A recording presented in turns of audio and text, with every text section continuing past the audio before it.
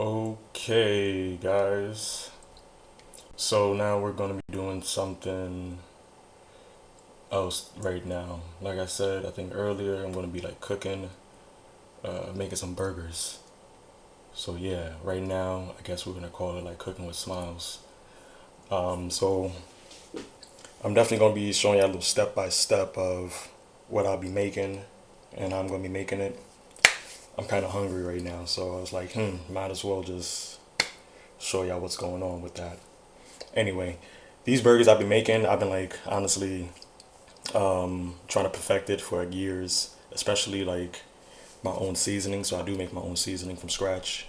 This literally took me 5 years to make after like trying to figure out the original ingredients I actually made before. So yeah, this has like, your onions, peppers, thyme, watercress. The list goes on, honestly. But the measurements was actually more precise what I needed anyway. So yeah.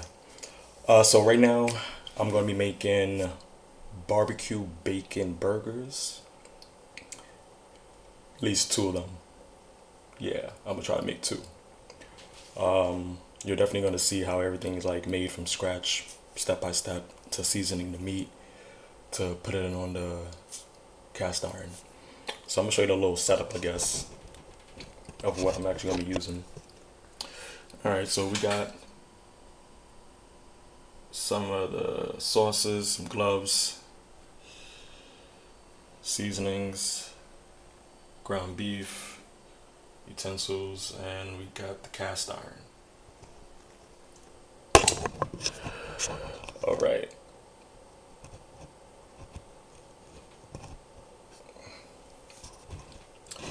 So let's basically start a little bit.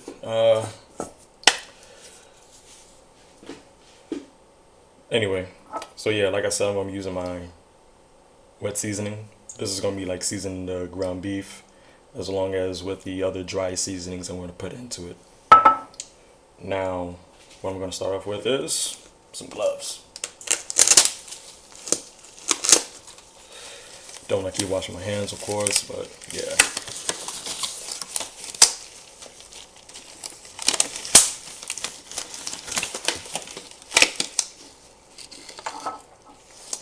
All right. Let's get to the seasonings real quick. All right, so we're gonna do some Italian seasoning. Usually I put more Italian seasoning than the other seasonings. They're more of like a hit.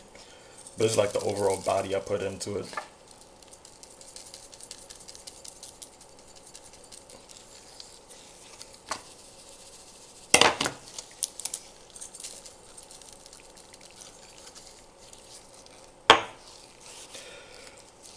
After that, I done put a little bit of oregano.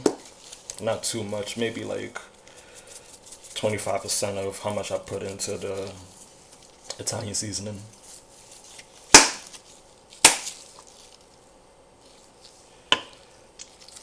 Then I'd actually put in some salt-free Southwest Chipotle.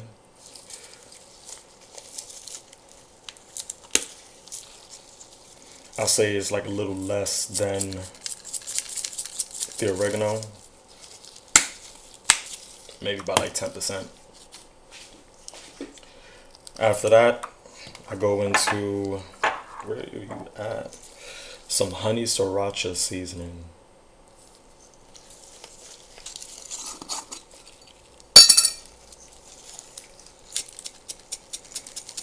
This I'll say will be like the combination amount of the oregano.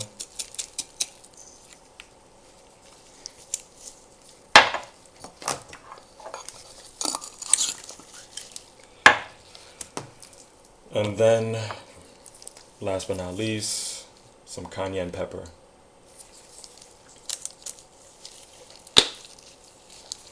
This is more of a dash, so it depends on how spicy you want your burgers, or I guess how hot you want your burgers. I won't say spicy, but let's say hot instead. But this is more of like 3 dashes, 4 dashes. At the end of the day, it does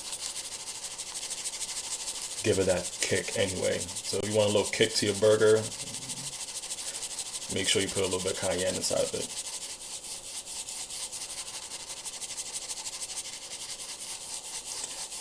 Trying to mix it all together. Alright. So now we've got our seasonings. Let's cover with that Italian.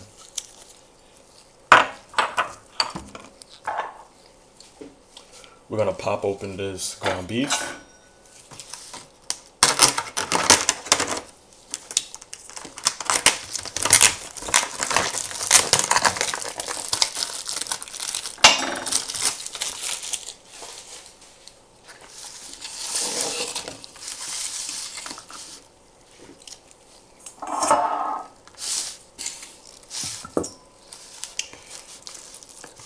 I got 1 pound ground beef.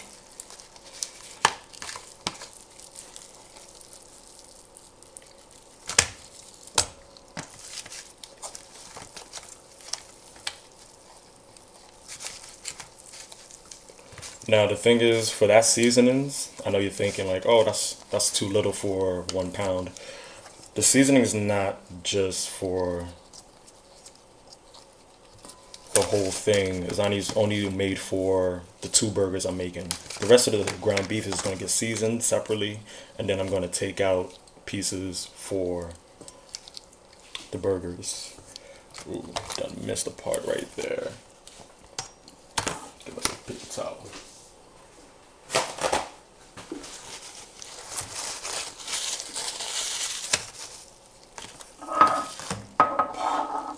Alright. So now we're going to season the whole ground beef with the wet seasoning. The seasoning that I made from scratch. Actually, the seasoning is kind of good enough to be sold now, honestly. So I could definitely sell these this seasoning, this wet seasoning. It's good for like all your meats, like ground beef. I'll say also for your chicken as well too. This has like everything inside, and anything that you need extra, of course, then you just add it in as your dry seasoning or whatever else seasoning you want to add to it. So yeah, so right now I'm just breaking up all the ground beef right now.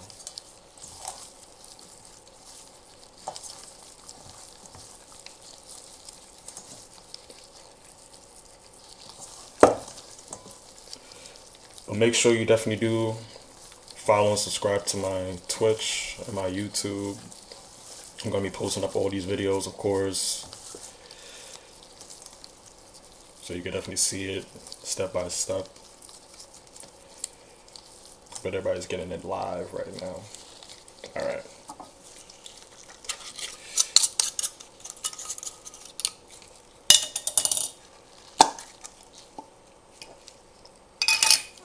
So like I said, the wet seasoning. So we're going to dress the whole thing.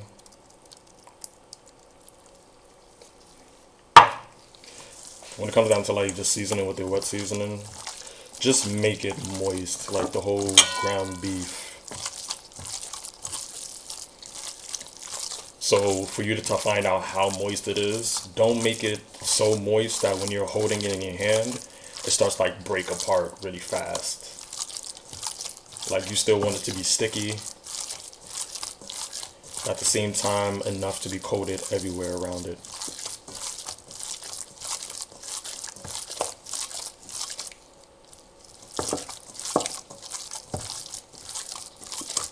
So like I said, not too wet.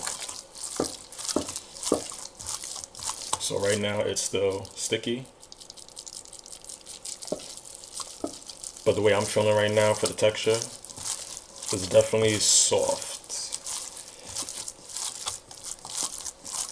So when you're holding like ground beef, you're kind of like feeling like maybe a heavy, rough texture.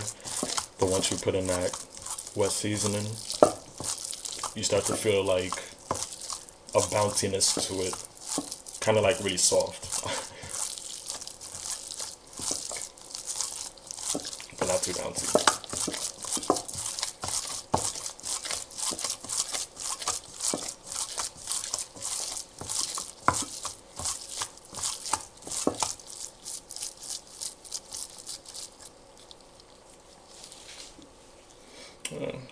Tiny dress.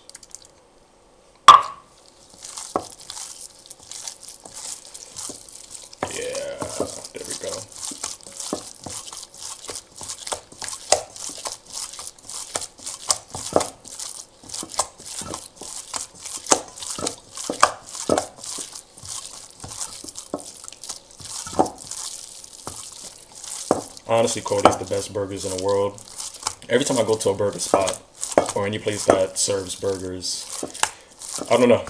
Maybe I guess it's just burger joints. I don't feel like just because it's maybe a franchise or just a chain restaurant or whatever it is, that it's really not, taken care of to the fullest, where it's like every burger tastes amazing. It's more like generic. We're like, okay, we're just gonna throw this here. That's about it. So yeah. So right here, all this stuff right here is like seasoning. And also just to let you know, the ground beef I used was 80% lean and 15 fat. You could use anything. Sometimes I use 75, 25 or 85, 15. But right here, all this like seasoning, I don't get rid of that. Honestly, like scrape it off and put it back into the ground beef, because all that is actually good and nutrients. Actually tastes good. So what I'm going to use is a spatula. Since I'm wearing gloves and everything, I can like scrape it off easily.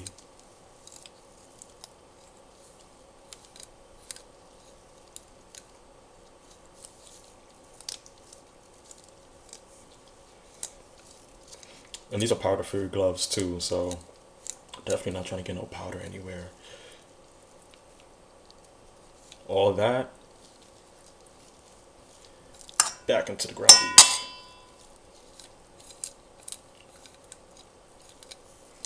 I'm kind of holding the spatula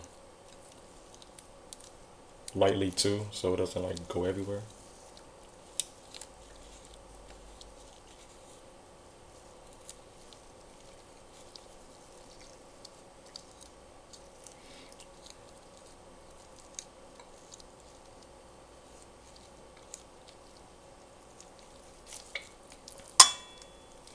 I don't know, some people try to throw that away or whatever it is, but that's like, you're missing like all the seasoning that you just put into your ground beef.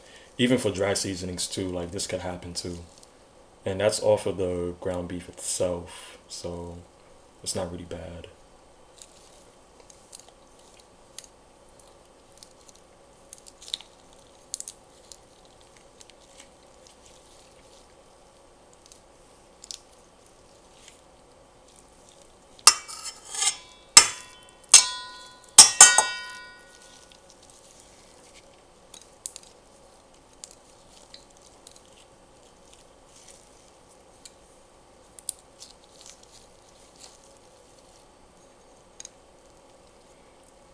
What? Imagine missing out on all this good tastiness.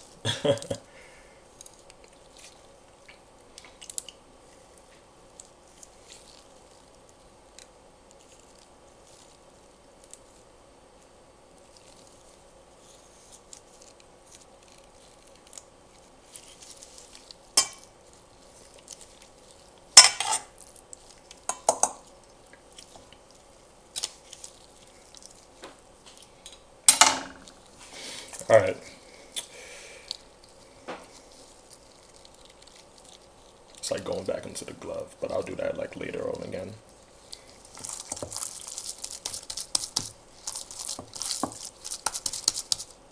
Yeah, we're good. All right, so we could definitely toss that away.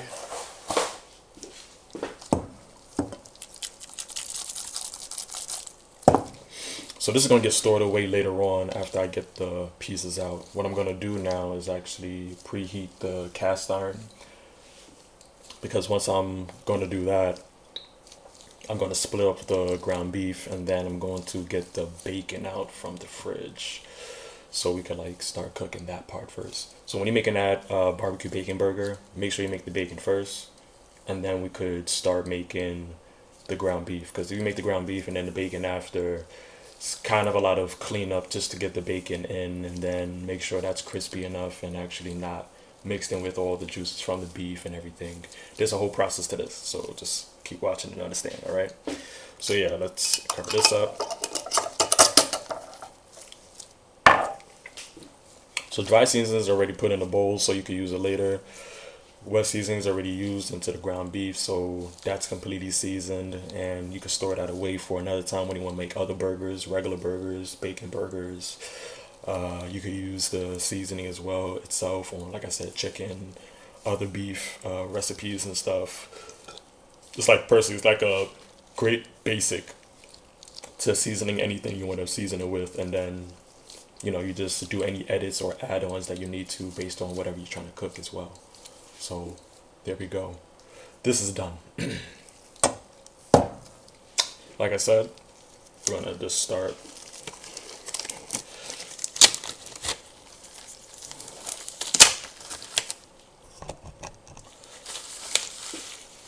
Just that. Alright. So now we have the cast iron right now. It is actually heating up. I guess for like electric stoves and everything, I definitely put it for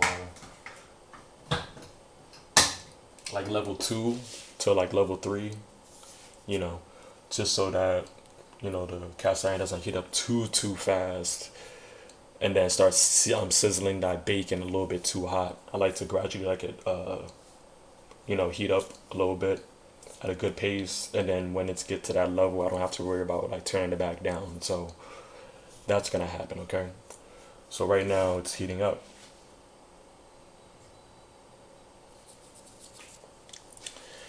All right, let's get the bacon out.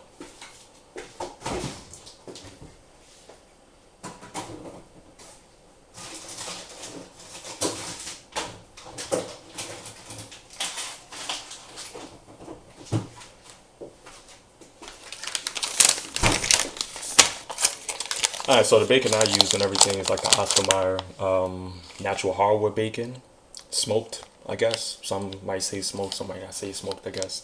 But I definitely use this bacon first. This is like the best bacon out of like all the years of like cooking bacon. The best bacon I'll say that I use that's like being sold so far. It's like good cook like overall for anything with bacon, and the best flavor. Also for the bacon not to be like, just splitting apart so fast, like it has a good enough amount of meat to fat and whatever. Oscar Mayer natural smoked bacon, like that's the best. For me, that's the best because it's like overall like got everything, has enough meat, has enough fat. It's not too fatty, and it's not like it's just all meat where you just like, dang, all I'm getting is like a burnt bacon crisp or whatever it is, like just because there's a lot of fat. I mean, not enough fat, but a lot of more meat. So this is perfect. Yeah, that's what I like to use, honestly. Anyway.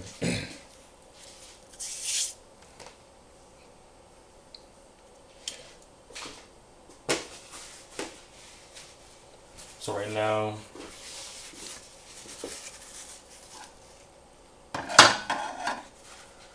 cast iron is definitely heating up still.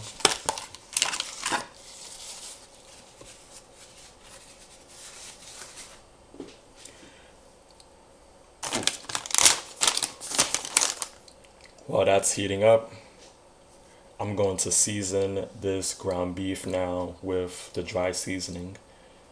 And then once that's already done and split off into like 2 different burgers, well, 2 separate burgers, of course, then I'm going to add that bacon onto the pan, and then we're going to start cooking.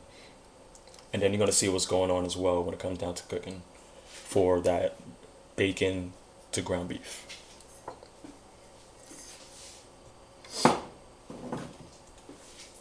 So another set of gloves.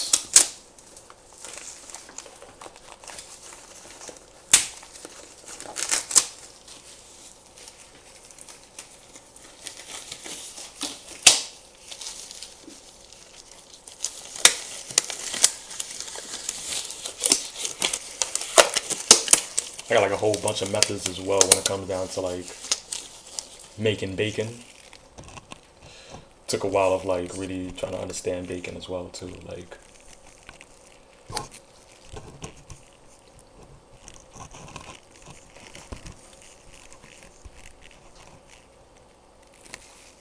alright.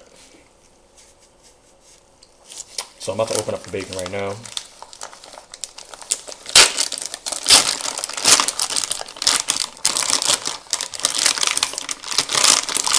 So per burger, I put 3 pieces of bacon inside of a burger. You're gonna understand why. So watch this. 1, 2,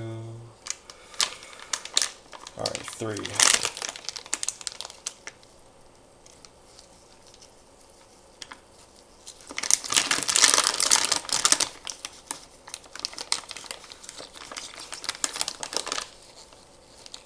What's that, 3? Or is that 4? Because sometimes it gets stuck. Nah, that's just 3. Yeah, 3. So that's 1 burger. And like I said, I'm making 2. So 1, 2, 3.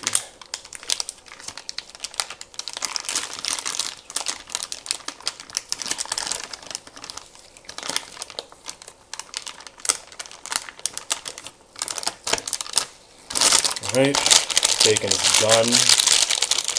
About to store that away.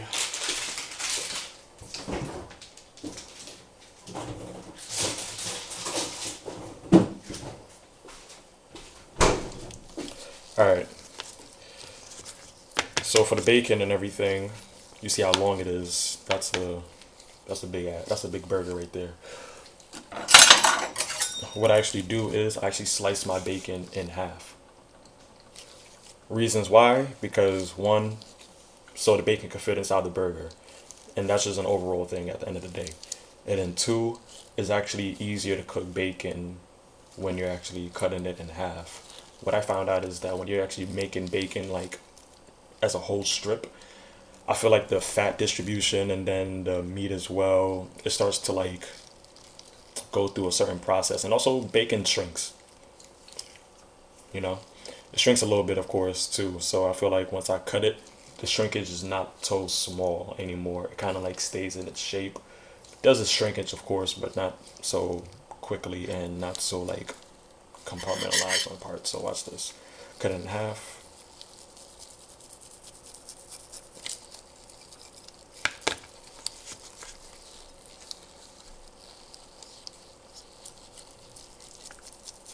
And also, instead of just having like that big piece of bacon on one side of the burger, you're going to see why it's going to be on actually both sides of the burger as well too. So that's actually like eating so much bacon inside of a burger when it was actually 3 pieces of bacon. You're like, oh, I got 6 pieces of bacon, but it's actually on both sides. And you're like, oh, every crunch, every bite I get, you're eating bacon, you're eating that burger, you're eating all the flavors, the bread, and then the sauce, and then the cheese. It comes all together. So like I said, I make the best burgers in the world. And the way I make it, of course, is like you get to enjoy every little sensation of, you know, your burger, the food that you make, of course. Okay, so definitely that cast iron is heated up, and it's definitely waiting and ready for us right now. So what I'm gonna do is put this to the side, since now, like I said, 6 pieces of bacon now. They just cut in half. Also, you get to like save on bacon too, so you don't have to like keep wasting bacon all the time. If you use bacon a lot or whatever, and I guess if you like those long strips, then that's cool as well. But I like cutting things in half, even pizza.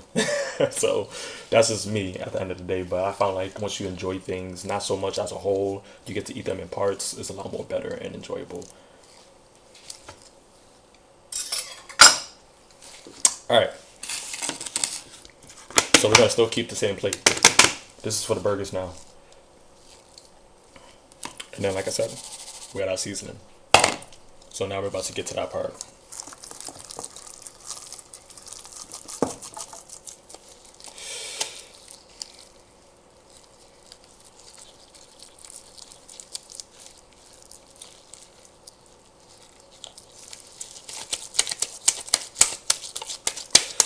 So I like to try to find out how big my burger is about to be right now. Let me see what's going on here. Yeah, that's good. That's a good burger right there. So depending on how thick you want your burger, of course, it's up to you, honestly, how thick you want your burger. At the end of the day, the meat is going to shrink and it's going to get thickened by itself at the end of the day. So there is that too. So, but what I like to do is try to like flatten it out as much as possible, so that overall the meat is actually cooked within and on the outside too. And while it's shrinking, it's gonna stop at a certain point. And also when I make my burgers, I put a hole in the middle too. So yeah.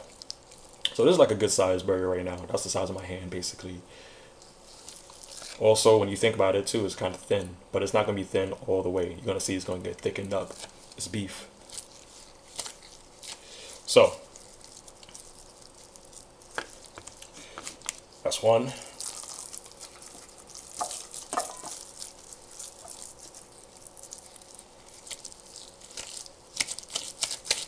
I think this is a little bit too small right here.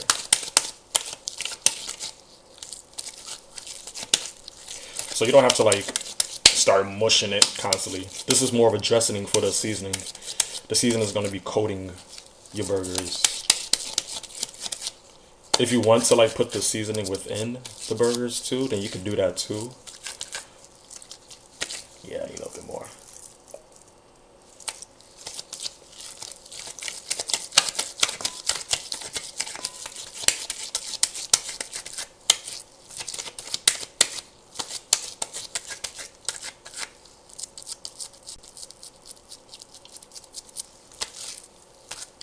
Yeah. No matter how thick you want your burger, just flatten it all out. It's gonna come right back to being a certain size in the middle anyway. So yeah. Yeah, that's good.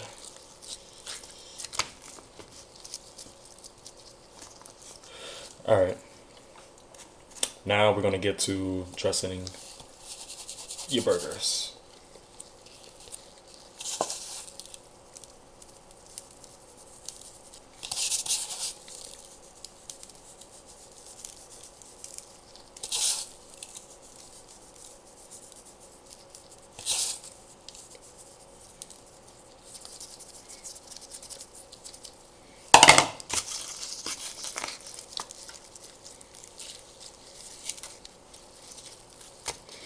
And don't worry about it getting messed up or whatever. You can still, and even if it's on your hands too, you can still put it all together.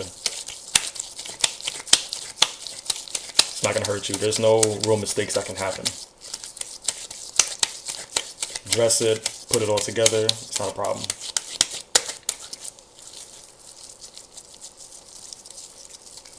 I like to try to just evenly dress it. So, and then sometimes I like to mush it together at the end of the day. So, like I said, even if it's on your hands and everything, just scrape it off and just put it on a burger.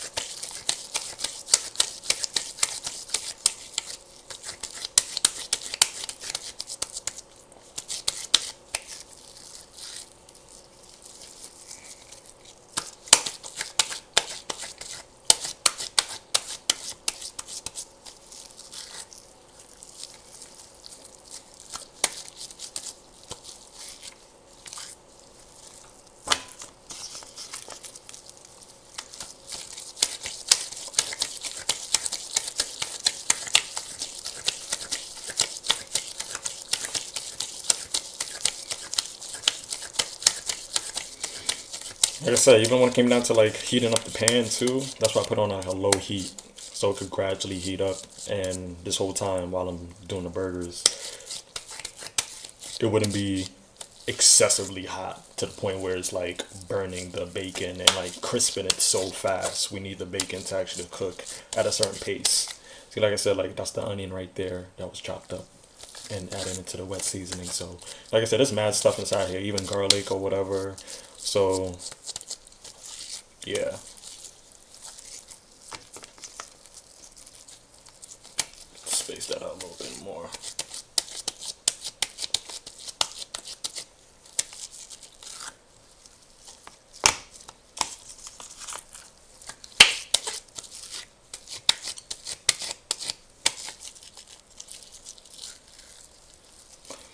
Yeah, so these, when I was used to be cooking before, like while I was trying to like perfect everything as well, before like in the very beginning, I definitely had people like coming over on a constant basis, even when I was at work, already just setting up, having groceries ready, and just like waiting for me to get home.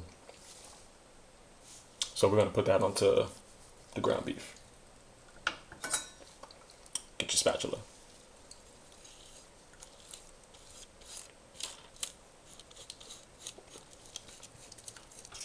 Like I said, these are the type of things you don't want to like get rid of. This is your seasoning. This is all your flavor. See, just gotta dress it. That's it. And that's why I said I have gloves on, so I don't have to keep washing my hands.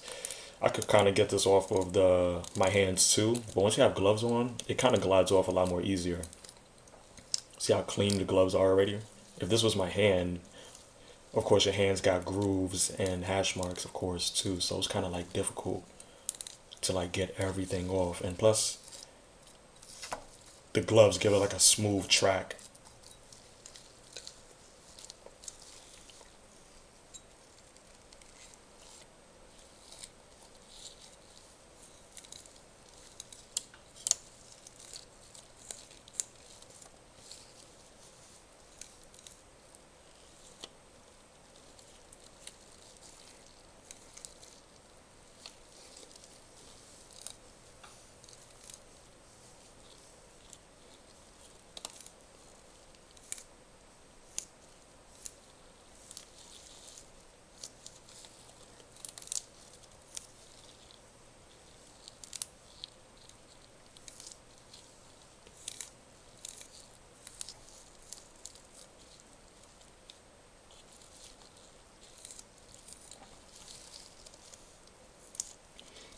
Okay, guess that's good.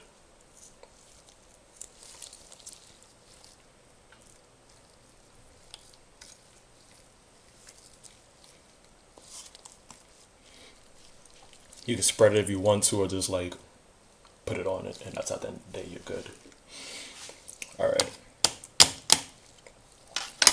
So what I got left over with is like a tiny bit of seasoning and everything, and what I'm going to do with that is honestly just dress it.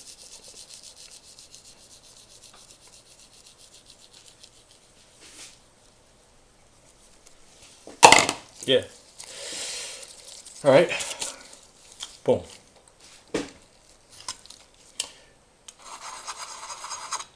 I do put a hole. Boom, boom. Not so big. Do what you want with it. Yeah. Now we're done with our seasoning.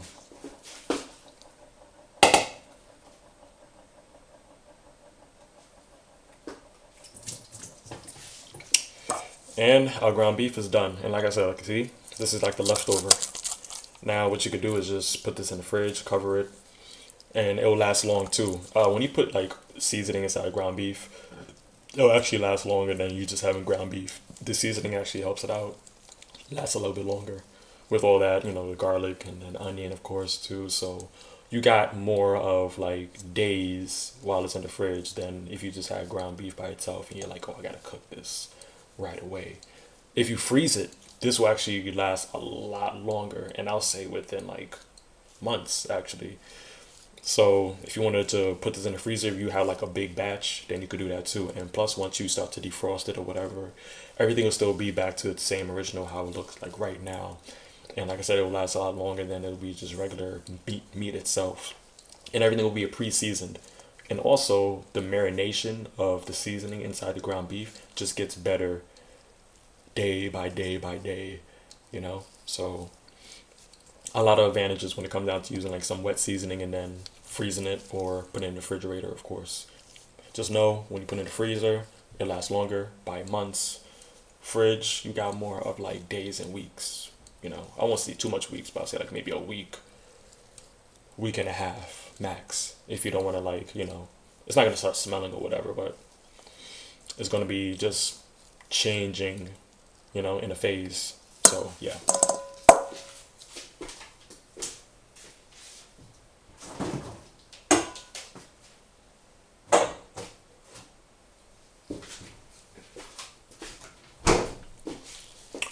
Alright, so now since we got ground beef, we're done with that. Now we're going over to our bacon. Now, let's get to our bacon and we're gonna start cooking that now.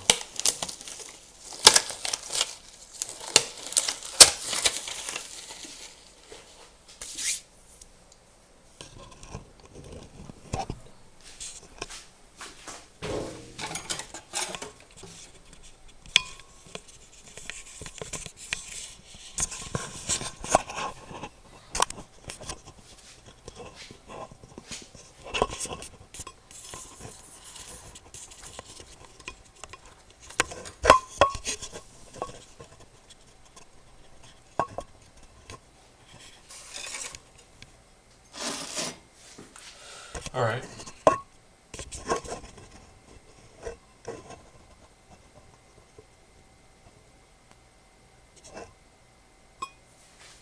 Cool. Got our cast iron right now.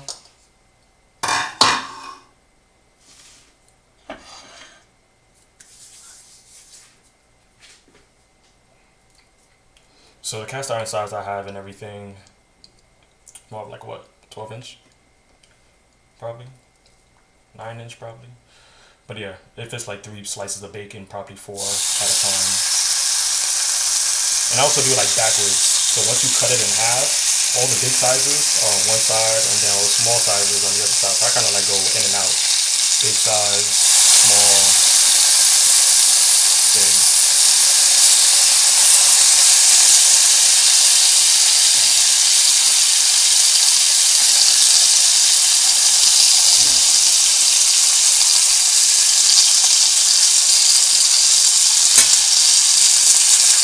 You don't really have to like do all of this when you're making bacon. Like whoever does that, you just mess up the whole process of baking. You honestly just put the bacon in and just let it cook on one side. And then after a while, you flip it and then do it again. You're just repeating that. Understand, when you're making bacon, of course, you flip it, let it cook, flip it, let it cook. And all that oil and grease, you gotta toss that out. Because all you're doing is accelerating the cooking process of the bacon. It's accelerating it into like done to burn very fast. That's why some people try to get that crispiness, but they can't and they burn their bacon. So yeah.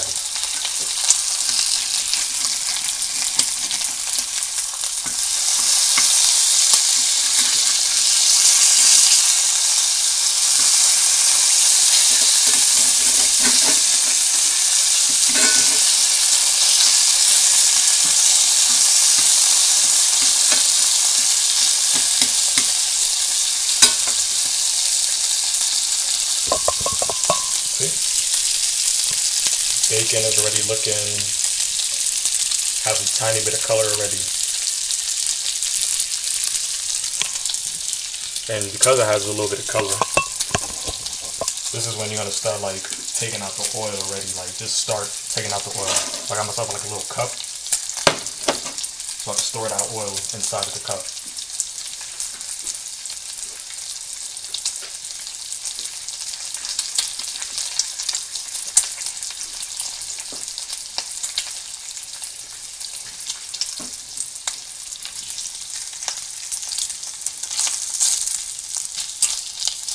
For me, no matter how much oil there is, I'm always going to toss it out.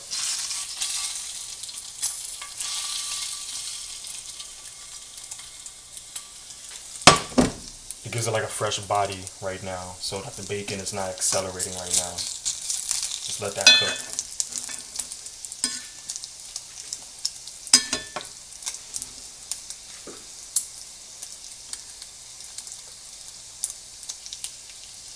And this helps you make a crispy bacon instead of it being overly burnt. That oil is accelerating the cooking process.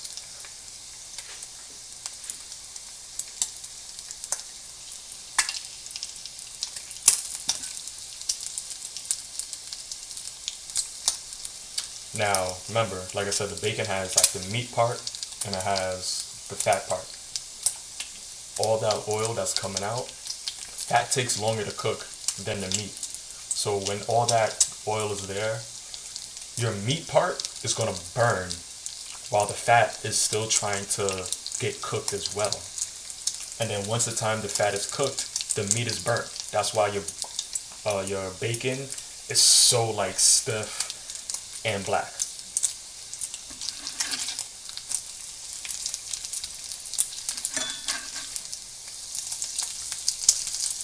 The more fat that you take out from the fat itself, the better it's gonna cook actually. Because fat on fat, what's gonna happen? It's just gonna stay fat. Like,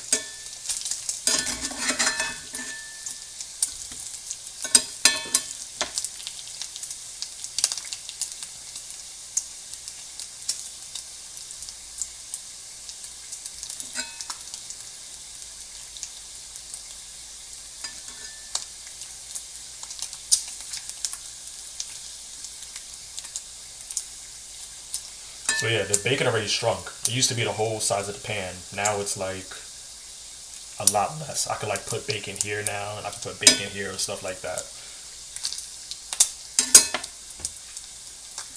Like I said, any opportunity you see fat already collecting, dump it out.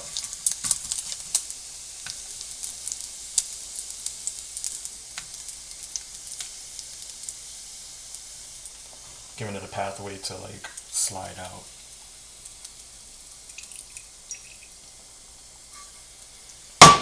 Don't just dump the fat inside the sink, because then fat starts to solidify. Think about coconut oil and other oils that you put on your body and stuff. When it comes down to winter time or you put it in the fridge, it solidifies. So while it's already hot, it's liquefied. Imagine what's happening in those drains when it comes down to your pipes. It's gonna solidify and it's gonna stay there. Nothing's really like heating it up to like let it go down. That's why your pipes get clogged up. They're already like solidified.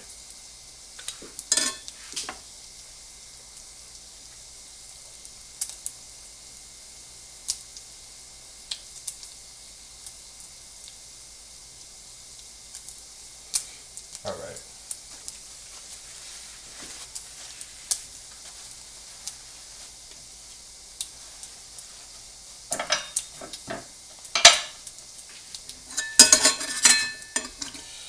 This bacon is done. Put on a napkin so that the oil could drain. You're already working with a bunch of fats, so just drain out the oil, of course. And even though I put the oil inside the cup, there's a reason for that. So just watch. We're not even done with that yet. We're still going to be using that. Cook it however crispy you want. Once it's in the pan, it's going to look darker than it usually is.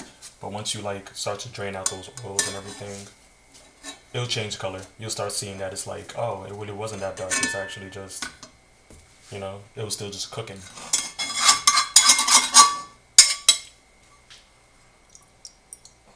Alright. Well, that oil is gone. Why? Because we still got more bacon to cook.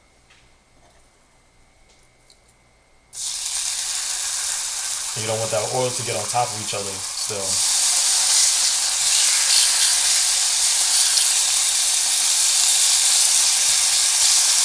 See that? It's a whole pan. It's going to shrink.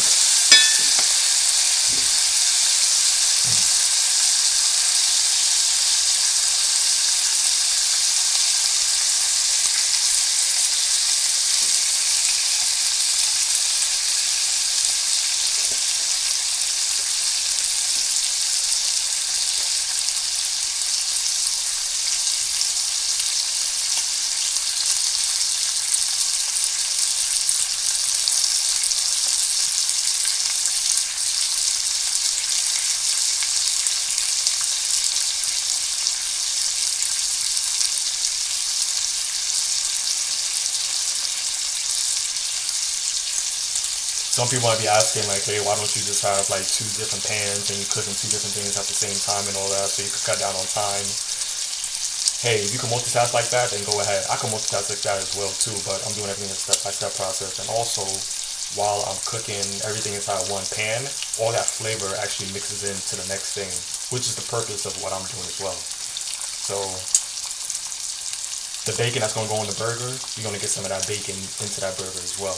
And like I said, when you see that oil that I put to the side, there's a reason why I put it to the side. So right now we're just making the bacon. And also, there's a different idea when you're making like things inside of the same thing or separate things. I understand like if you're making something that's messy or saucy first, and then you have to do something else, then of course you don't want to mix those in together, because at the end of the day you have to start cleaning it, and then you have to like put in that new thing, of course. This is not that type of issue.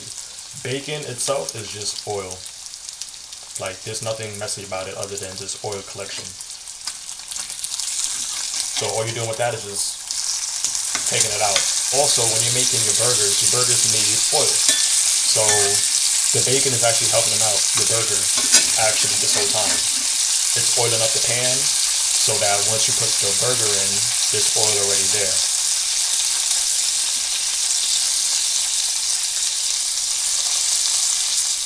Some pieces of bacon like fold up a little bit, so what I do is I just like put the spatula on top. Some people got those little those flatteners and stuff like that. I'm not looking to do that. If you do that with bacon, then you're just honestly cooking it a little bit too much. That's accelerating it as well. I just put a little spatula at the ends of it and let that lean. And then sooner or later, it would stay flat like that.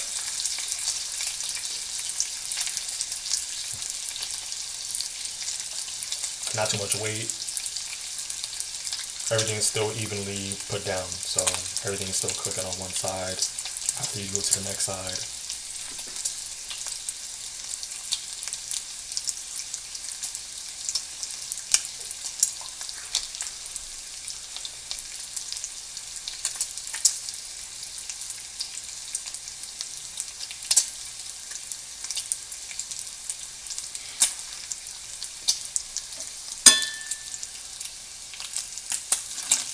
Okay.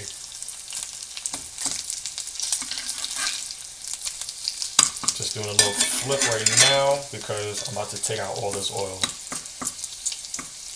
Now you could tell that you might need to like take out the oil because you start to see a lot of like sizzling going on and a lot of liquid going on into this.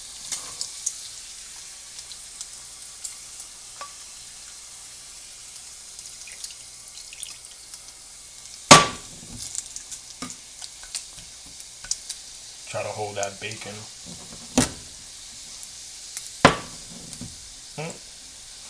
I don't know why it's acting up right now for me.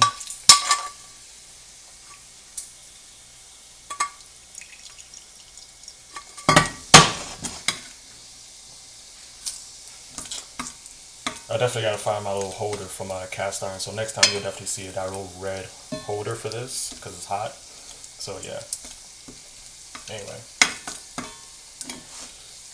Pretty used to it anyway, so I have like a little wet rag.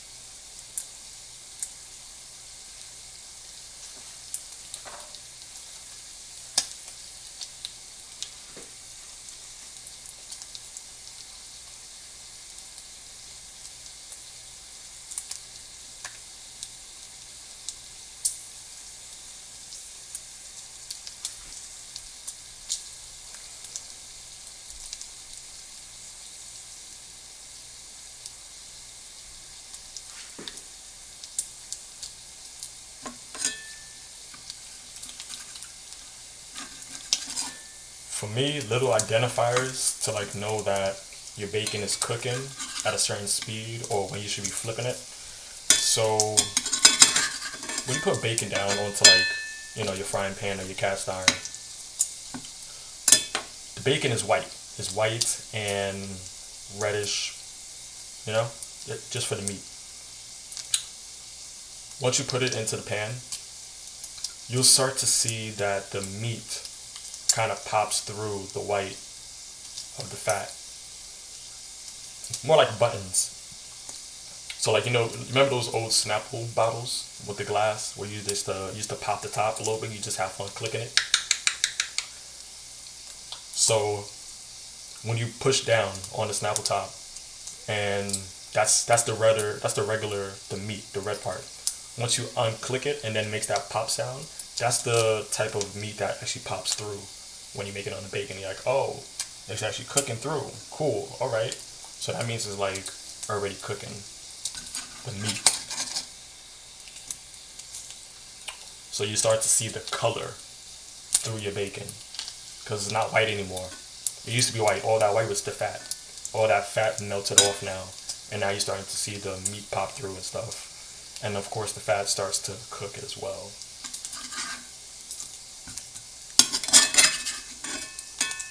All you're doing, like I said, is just flipping the bacon.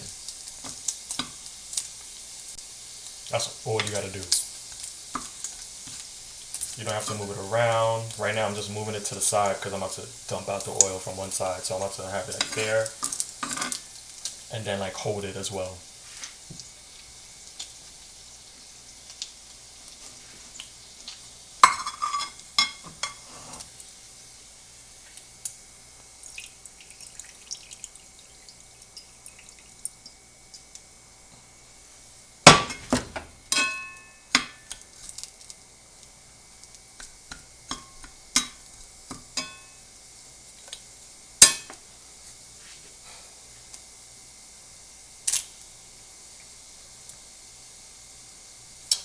Right now my bacon is looking already good right now. The meat is definitely cooked. It's still red, bright red, it's looking good. The fat, it's getting darkened and everything. I make my bacon good enough so that you can eat the meat, like the whole bacon itself, instead of like, I don't know, some people like might eat just the meat part and throw the fat away. It depends if you don't like fat or not. But I'm somebody that actually doesn't like fat that much either. And I would actually do that, eat the meat and then like throw away the bacon. But at the same time, I try to perfect things, like I said. So I actually made bacon to the point where I could eat the whole thing, including the fat. Because imagine just trying to eat the meat. You have like a tiny piece of bacon now, and you have to make like double the amount of this just to get a good regular piece to look like this. Alright, this is done. Yeah, this is done.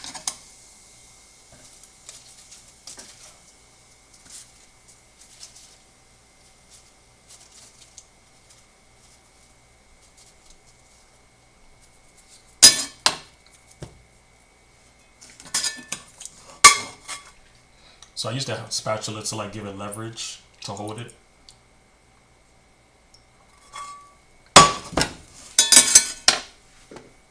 Alright, now we're going to like the second part of the bacon. This is basically like burger number 2's bacon.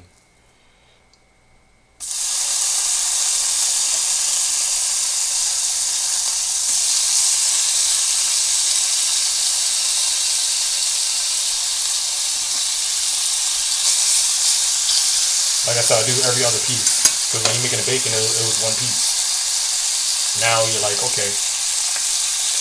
Each part of the bacon is kind of like weighed into like different amount of meat to fat. So like I'll say like the thicker part, which I call the bottom, is the more fatty part, while the top is the more meaty part. So that's why I go one of each one. You know, one this, one that, one this, one that. So it's kind of like evenly cooked. So sometimes it'll be like 2 fatty parts or one more lean, while the other one is like 2 lean parts and 1 fat. If you did all the meat, like all the lean, then the cooking will be faster, but you're just cooking all the meat, which needs some type of fat to help it cook. So the fatty parts is actually going into the lean parts, so it could cook.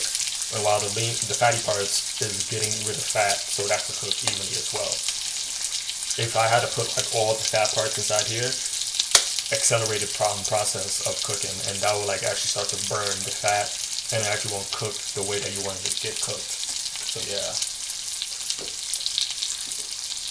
you'll have to like constantly watch it in a certain way, where it's like I gotta flip, get rid of that, flip, flip, flip, do this. And then honestly, the cooking of how it looks later is kind of like off.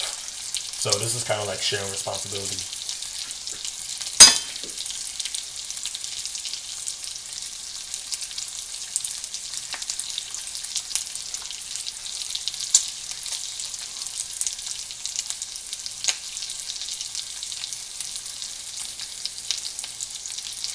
So remember, like when you put it on the stove, you don't have to have it so high up.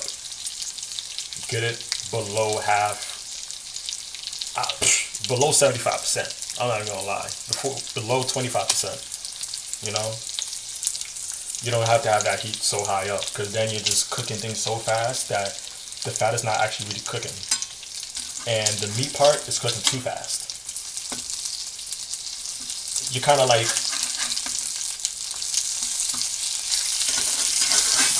you're basically like searing it in a way. Like it's so high that you're just searing it to give it a color or a burnt thing. But this is bacon, it's so thin and it's fatty and a little bit of meat. So the fat will be seared while the meat is actually like burnt. So you still don't get the same result like as the oil is giving that accelerated process. And then your meat and the bacon is not looking or tasting as good as you want it to be. So yeah.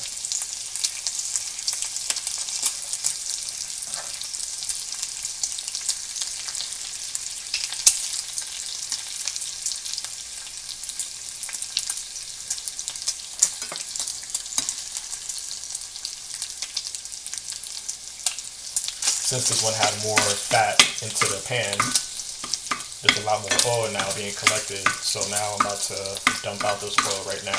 So I'm gathering the bacon together a little bit to the side so I could like anchor it and dump out the oil. Also, I try to keep it on one side so I know what flip I already did for the bacon.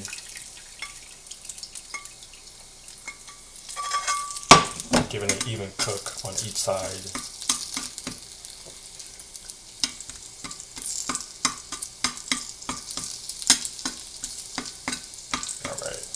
Let it continue cooking on that side because it's not done. It was just a lot of meat. A lot of fat was coming through.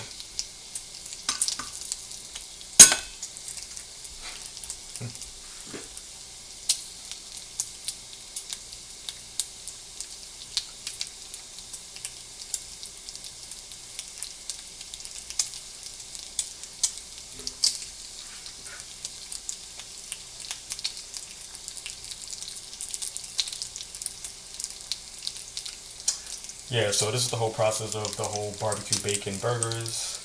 So we have our bacon, we have our ground beef, we have our buns. The buns I use is sesame seed buns, but the buns I actually use is Pepperidge Farm, you know. Not too much of a preference, but I think when it comes down to the buns, it's kind of like fluffy. You know, I like the sesame seed at the end of the day too. So there is that too.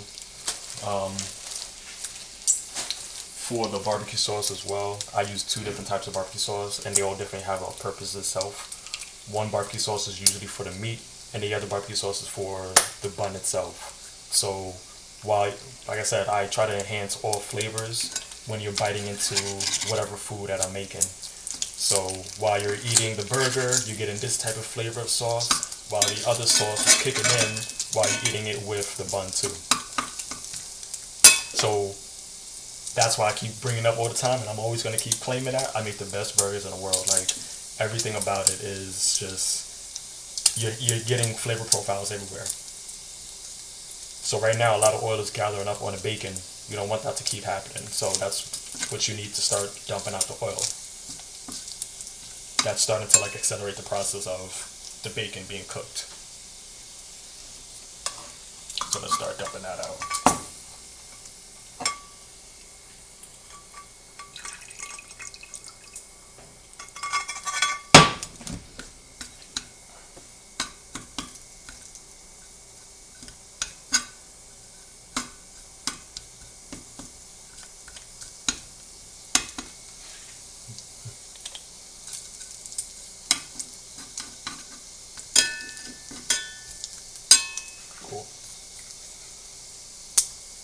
The middle part right now, the lean part, like I said, is already being cooked. It's already actually, basically actually done right now. Just did a little flip, wait like a couple of seconds, and I'm gonna throw that out. While the fat ones, it's actually gonna keep cooking a little bit because it was a lot more fattier than the first batch. Actually, I believe that was the top layered bacon, and then it started going into like the rest of the bacon that's going down the line when I first opened it. So what I found out is like the bacon on the very top is the most thinnest ones. So that one actually cooked and at a regular time altogether. Now we was getting more into like the thicker sides, more fat, a lot more meat as well too. Yeah, that one's done. Got a good color on that one too. I'm gonna show you how the bacon looks. So you might have seen like how the bacon was looking like a little dark or whatever, or oh no, you might have not, you might have burnt it. Like nah, the oil it was giving it that color, of course, and accelerating everything. So once I show you how it looks, you're gonna be like, oh, that's golden, and that bacon is actually looking really good. So yeah, that's how you make sure you get the bacon right. Now, even though this has to take longer, and there is meat on it as well, I just constantly try to flip it. Sometimes, if I don't constantly flip it, I use the weight of the spatula, and I just let it sit on the fat part, so that could cook a little bit faster, a little bit, and it does help. But if I was to do on the whole thing now, then, like I said, the fat and the meat will cook a lot faster, and it will start to get burnt. So the fat just needs help.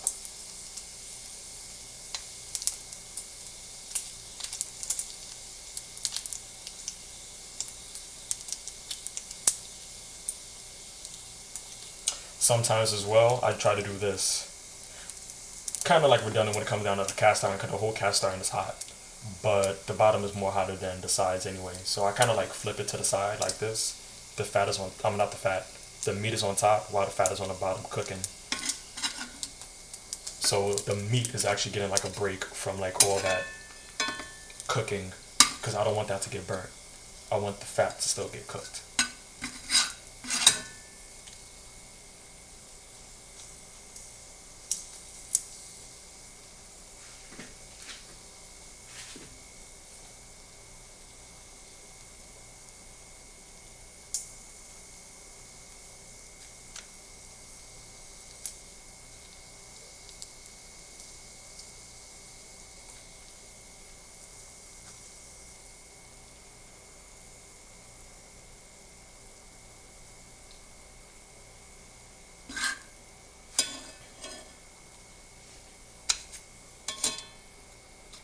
How we're looking right now. Yeah. Okay. We're good. We're doing good right now. So we're about to take this out right now.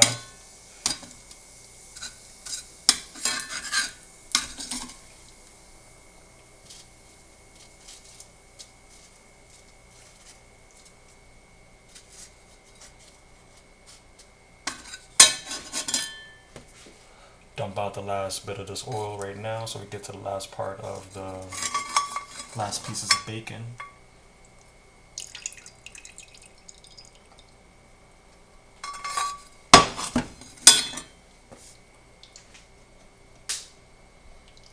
This one is just the most fat, and then this is the more lean parts. So this will be fast actually.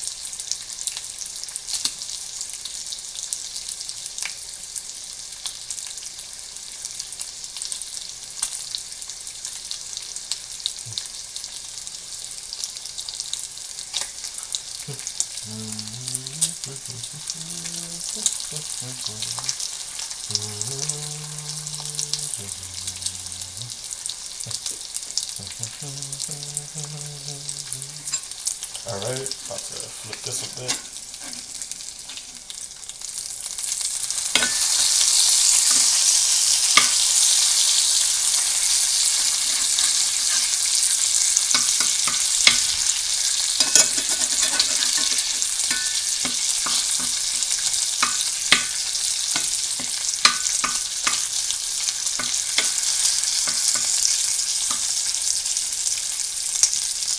So right now the lean parts, like I said, going down the line, got a lot more fat, but I do have a lot more meat as well. So I'm gonna have to start taking out this fat pretty soon. I like to make sure I give it the initial flip and let both sides cook a tiny bit, and then I get the fat out, and then we start to cook more and keep going and going in a rotation.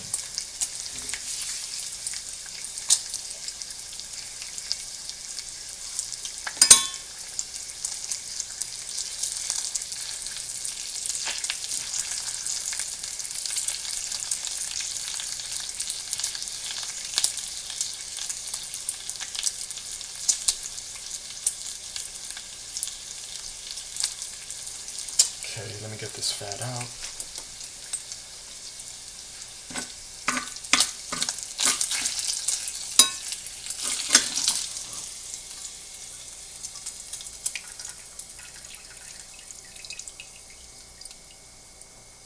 That was a lot of fat.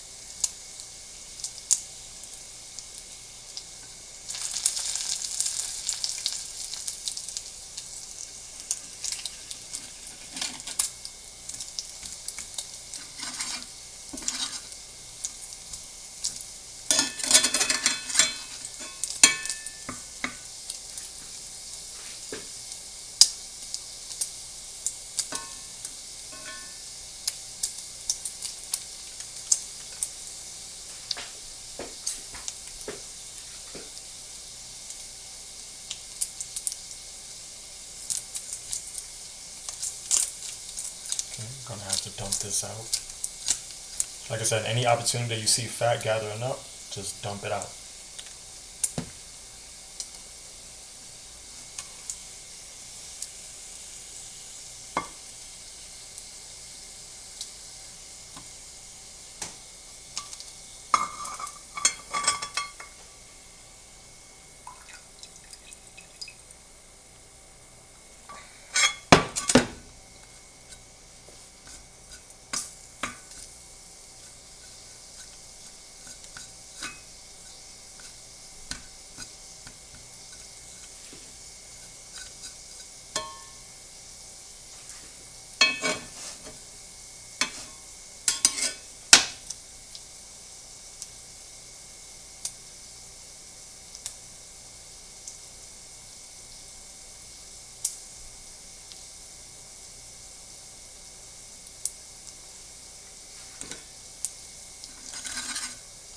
Okay, I think we're at that point where it's basically done. that was the last flip for that one. This one is still sizzling a tiny bit, but no, this is done too. Yeah, the fat is cooked. The meat is doing its thing already, so there's no real like saying like, oh, the meat is not cooked. The meat will basically get cooked faster than the fat. So if you get that fat cooked while the meat is still looking good and, you know, red and bright, you know, then you're doing excellent. The more you see like fat looking translucent or it's still white, then it still needs to get cooked. And if everything is already red for the meat, then I won't say you're in trouble. I'll just say you're gonna have like a little bit of difficulty, kind of like trying to make a decision, like, hey, should I cook this? But yet, you know, the meat might taste a little bit, you know, the food might taste a little bit flabby a little bit, or do I want to wait longer? And then the meat is like burnt, less flavor, charred, and then, you know, at least the fat is cooked. But why would you eat just fat? Like, you didn't make bacon just to eat the fat.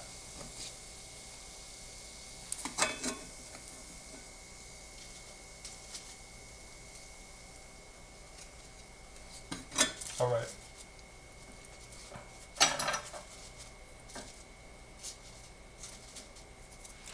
Cool. So now the bacon is done.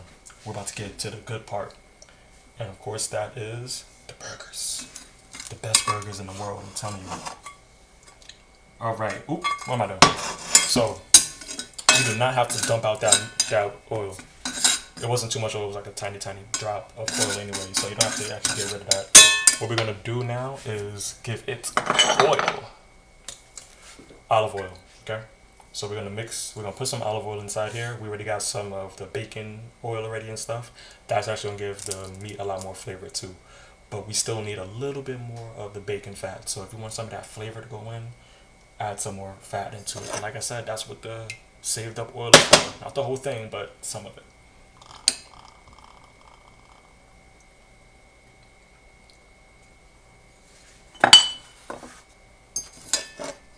So I'm going to add some of the bacon fat a little bit back into it.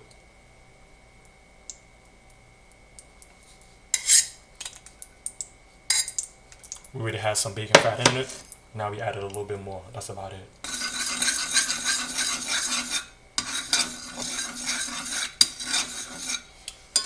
Everything's already hot. Give it a couple of seconds. Oil and oil is going to mix together and it's going to get hot. So now we're going to get this going.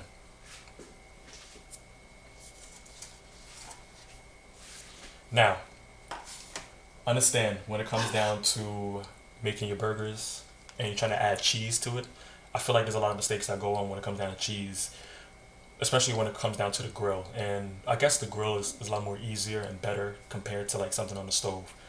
Get yourself like a cover so you can like cover it, have the heat get condensed and actually melt what's on top of the burger. What you're actually doing is and stuff is when you're actually just adding cheese on top of your burger and like you're still putting it on the fire, you're cooking your burger a lot longer still while you're trying to wait for that cheese to melt. And then that burger is getting a lot more burnt while the cheese is still didn't melt at all. It needs the condensation of the heat to actually melt whatever's on top. We need to trap all that heat inside. So try to do that, because when it comes down to like a grill, you're actually shutting it closed. And that's why all that fire and everything is getting trapped inside, and then your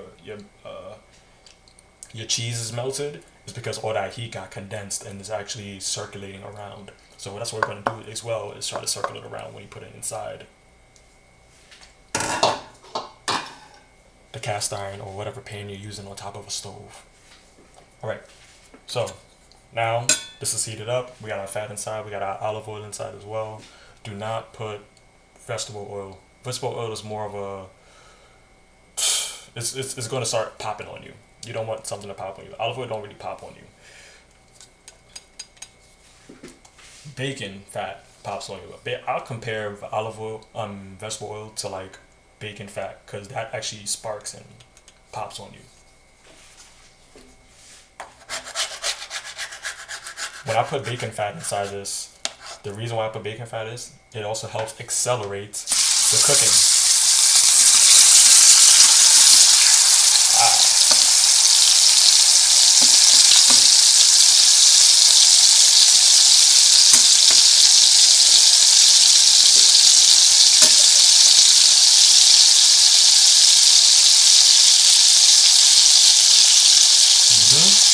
shrink a tiny bit right now.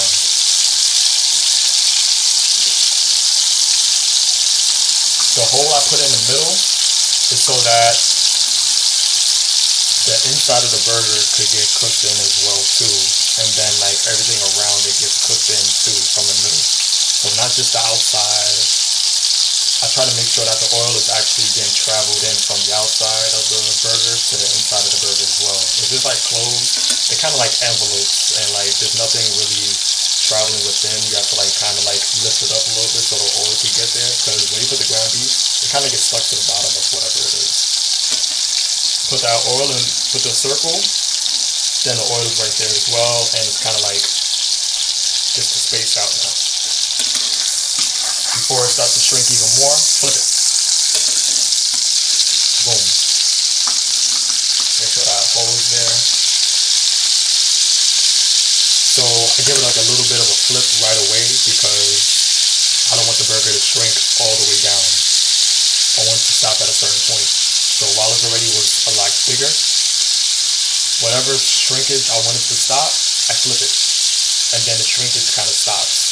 It shrinks a tiny bit more, but that's about it. If I was to let it keep on going, it would have shrunk, flip it, and then it would have been like a meaty ball of meat. It would still look like a burger, but it would be a lot smaller than what it is right now.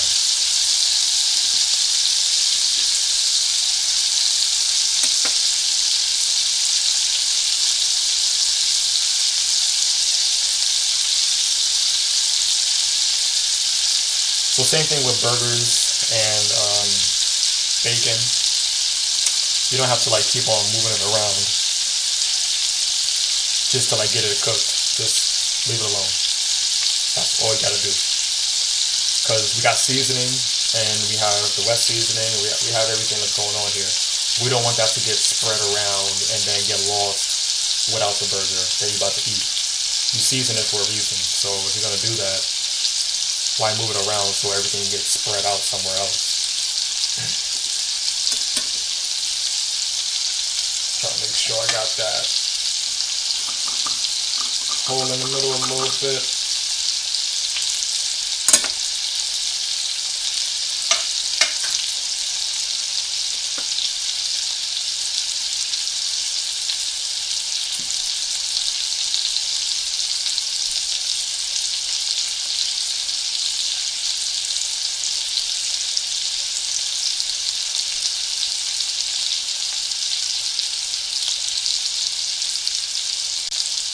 No, the whole meat was like the size of the pan already, so it shrunk definitely a lot.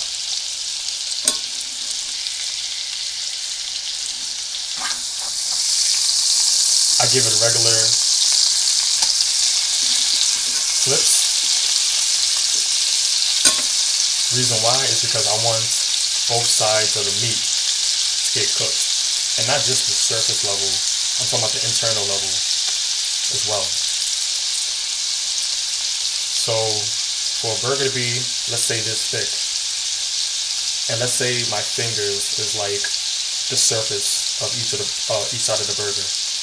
While I'm cooking this side, maybe half of it or a quarter of it is being cooked right now where my finger's at, right?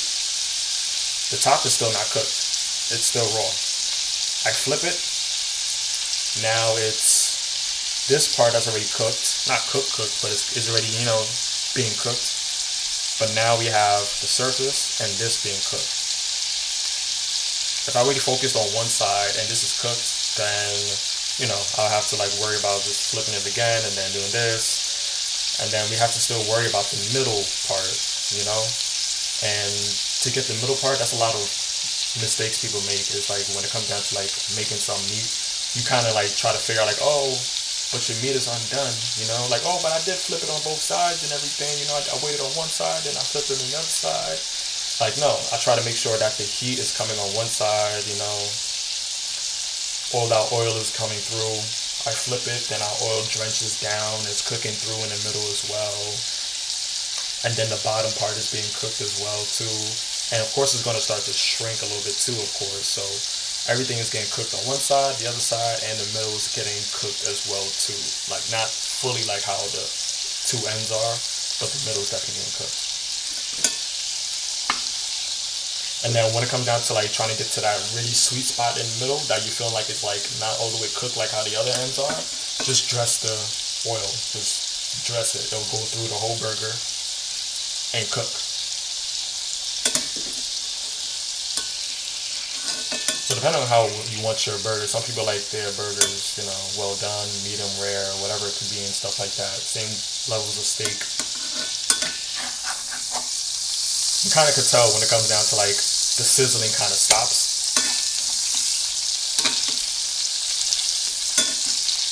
Because all that blood and oil ain't doing anything anymore. So yeah, I kind of put it to the side. Use the back of the spatula and just like dress it so it can go through the whole burger itself. And that's why I put the bacon as well too, the bacon grease. That bacon grease is actually, like I said, accelerating the cooking. So when I'm putting that in, it's actually cooking through instead of like a subtle cook like how olive oil is.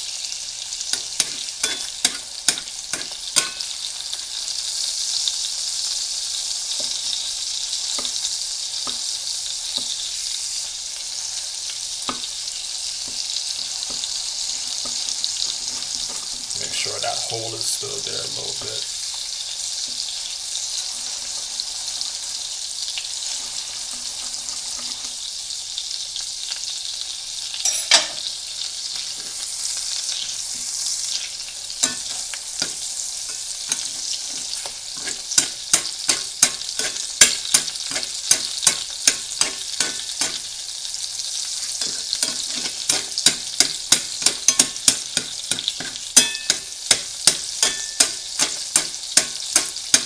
If you use this side and then start doing it, you might mistakenly like splash the oil up and go over the pan. Basically the oil just waves off the spatula when you go backwards.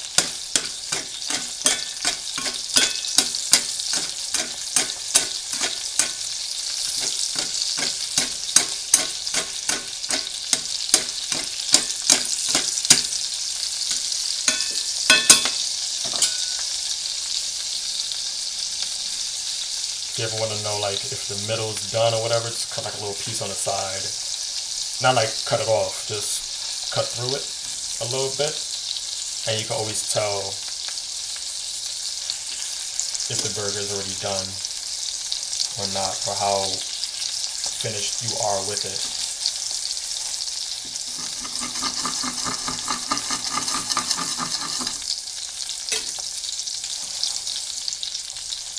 Right now I'm just kind of like tiny holes so that the middle is always cooked.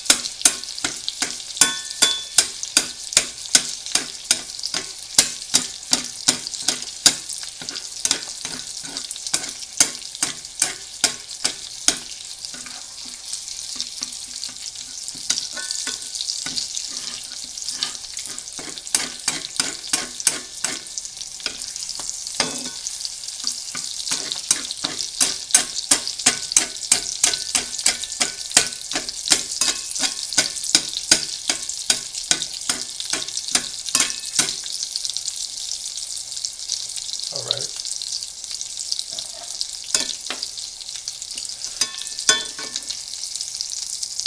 Kind of getting the sense that it's done right now. I'm just gonna cut through just to see what's going on from the middle.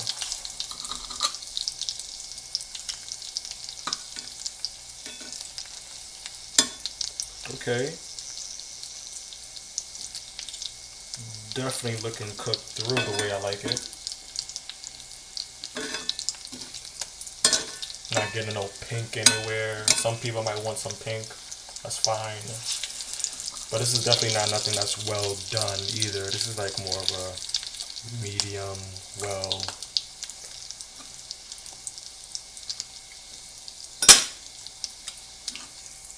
Yeah. All right.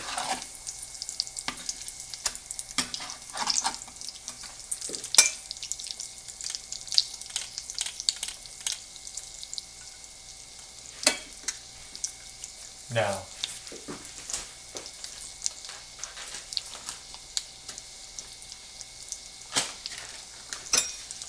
we're gonna add our cheese and take it off the fire because we don't want to keep cooking.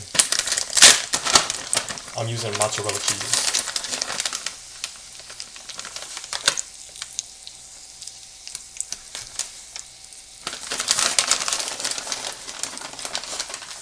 So my regular burgers, they have regular cheese, like regular sharp cheddar. For my bacon burgers, I use mozzarella.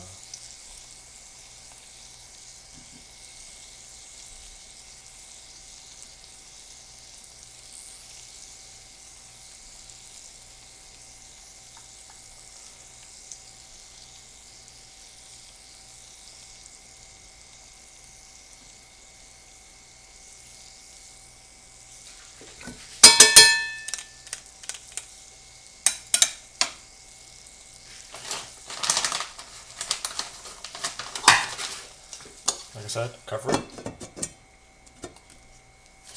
And then all that heat is going to condense a bit.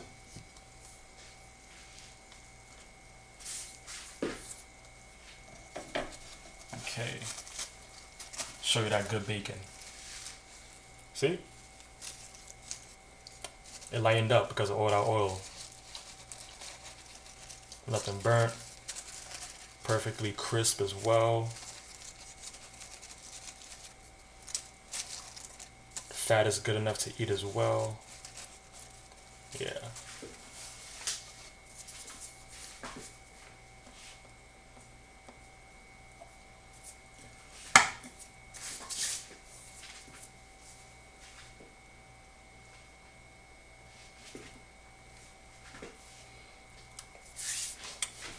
Get some of that oil off of the stove top.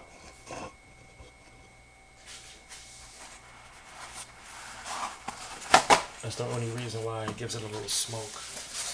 Because, you know, after all that dumping of oil,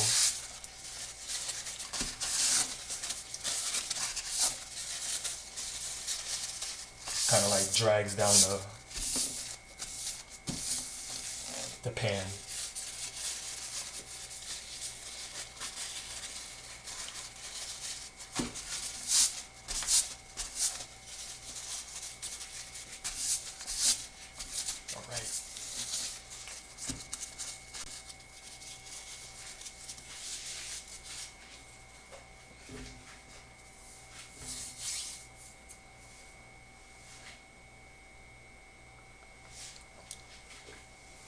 You see the condensation already coming in and stuff, right? It's getting condensed with the heat. So right now it's like circulating, condensing, staying inside the pan. And now the cheese is melting on the top of it. And that's happening right away. Instead of like putting it on the stove. And then once you put it on the stove, the heat is not really like circulating. It's just rising up and escaping. So the cheese is not going to melt. And for it to melt, it needs a lot of heat. So that's not actually coming from anywhere yet unless the burger itself is really, really hot. But the burger itself is not really too much hot. It's like just the bottom part of the burger is really hot. While all that oil already went down and settled to the bottom, that's cooking the burger. So now we're trying to keep all that oil, all that, you know, heat that's already still there in the cast iron, keeping the heat. This is going to circulate.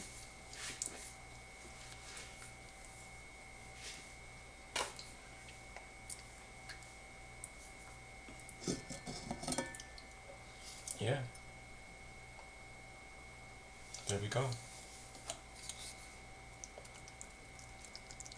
Just want to spread it out a little bit. Okay. So my cheese is good.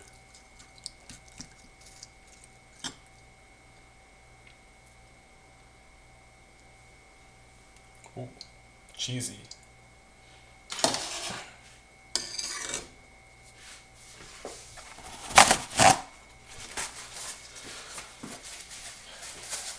Let's give the burger a little bit of a drain some of that oil. Put it back on the stove.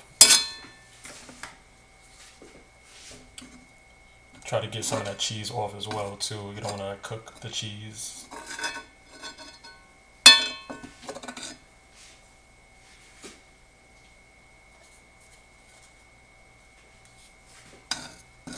Yeah, we're good.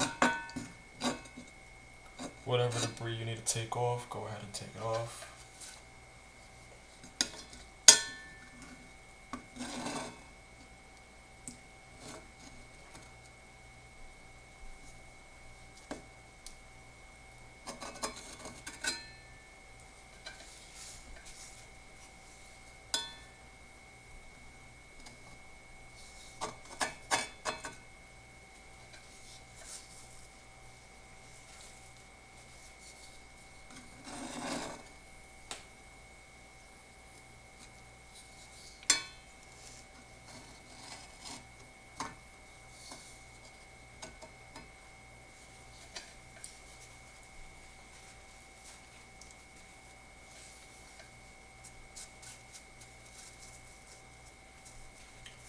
Anything burned, I kind of like take it off already from the bottom.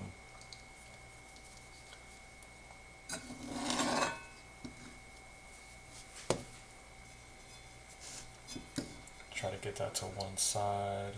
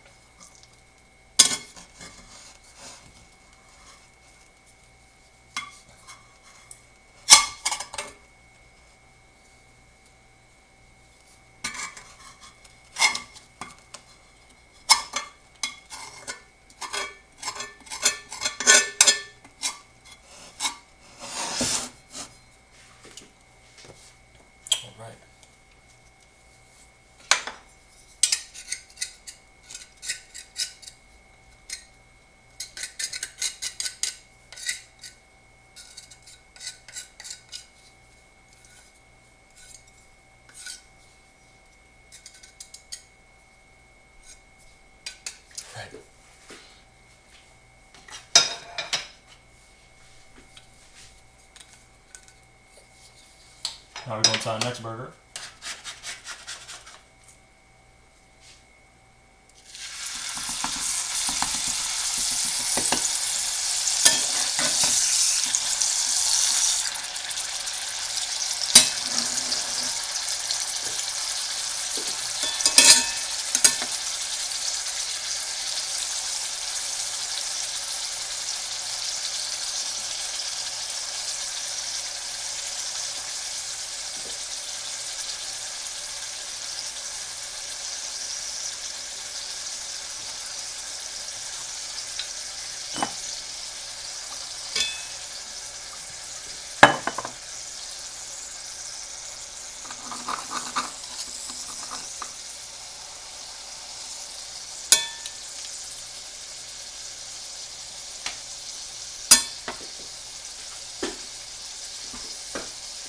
So we're going to put our buns in the oven to cook. Like, we're gonna put the buns inside the oven, just to give it a toast. I know some people like have burgers and like, you know, you got that regular soft bun and then you're just eating and everything and stuff like that. I found out when it comes down to eating a burger and it's like a soft bun, that's cool. Like, no real arguments about it. Just for me, what I found out is like when you're eating and everything, your bun starts to like, you know, slosh off. It's not give you too much of a hold of your burger either. You're like, your bun starts to squish. You know, it's taking all that sauce and everything, and it's already like soft itself. So it's just absorbing all that, and it's like mad mushy. So when I toast the buns, it gives a nice little firmness to it. You got a nice burger to eat with and everything. You could finally like grip it if you want to and bite. You know, and then it's not like it's slushing off. Everything is good.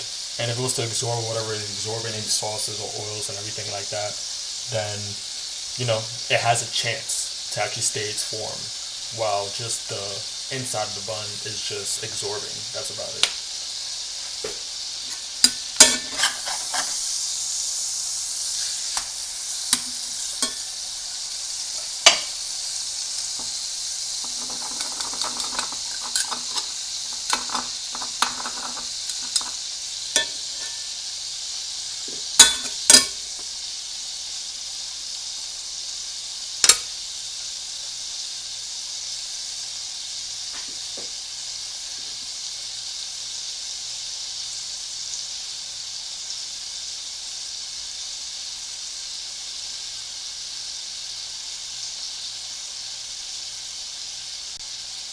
So I'm gonna start preheating the oven slowly, but not yet. Most likely I'm gonna do it in like the halfway point of the burger being done.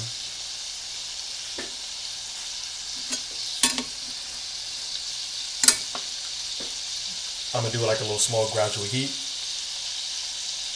I'm gonna put the burger back inside the oven as well, like right away, so that, you know, the cheese could continue to melt if you want to. If you like it how it is or whatever, you're fine. If you feel like it ain't all the way cooked through, because I got two burgers right now, so I didn't want to have this oil just sit down and then start to cool off quick. I want to get to the next to the next burger right away. So even though that's still cheese and it's melted, of course, I'm definitely gonna let it melt even more and just start to coat the burger if it wants to and stuff like that. But yeah.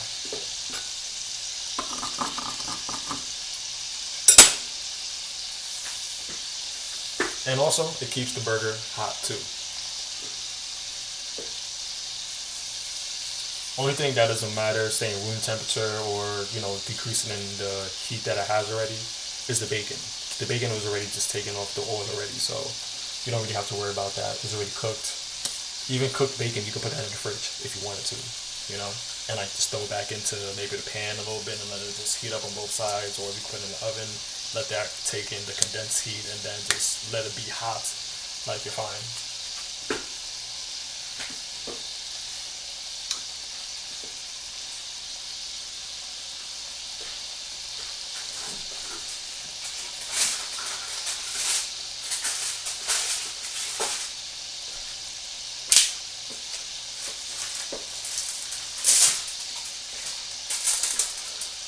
So what I got myself is like a little cube of foil, and that's for like the burger, so to sit on.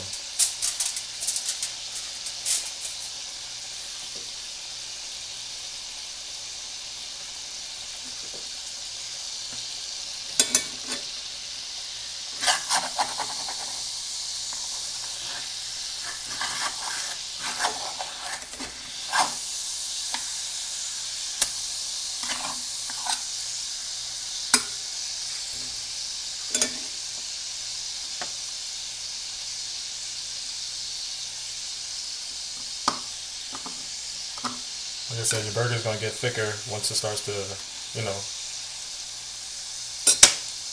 to shrink. So make it flat and do that. When you just make the burger, you know, and just be like, oh, okay, this is the size I want. For me, it's going to get smaller and smaller from that size. Just space it out as much as possible, flatten it out as much as possible, and then it will start to form. while it's cooking. And then you can stop it at any time by just flipping the burger.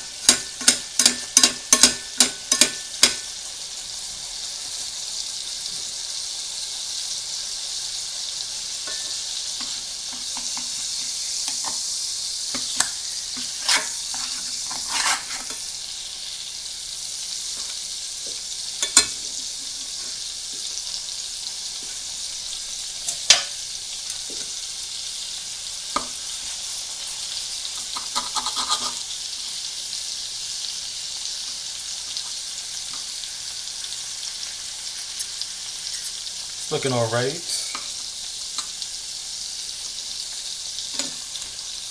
Just a little bit longer, and that's about it for me.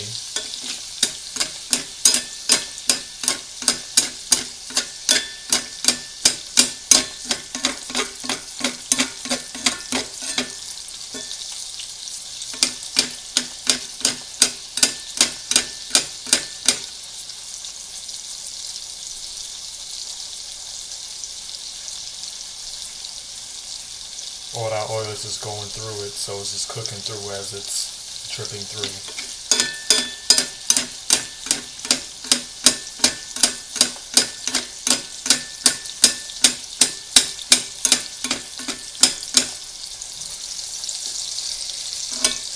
Alright, so I'm about to start this oven.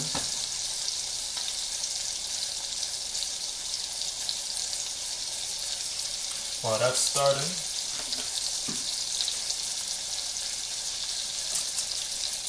gonna put this burger back on the foil, back into the oven.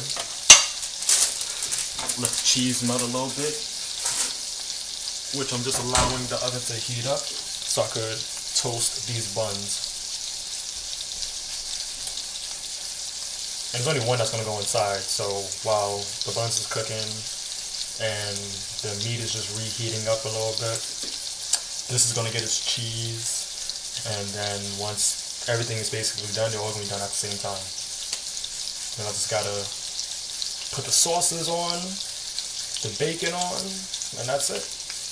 If you want to put your bacon in the oven as well, if you want that to be hot as well, go right ahead.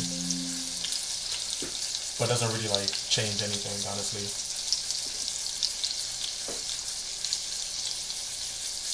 Your bacon is still going to be bacon. Yeah.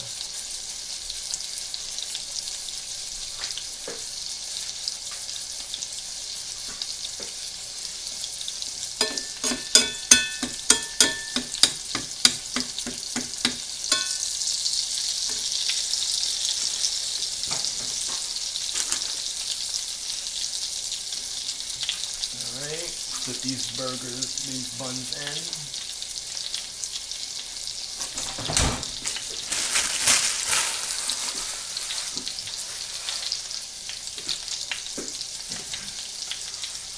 Toss this out. Cheese is going to be used later.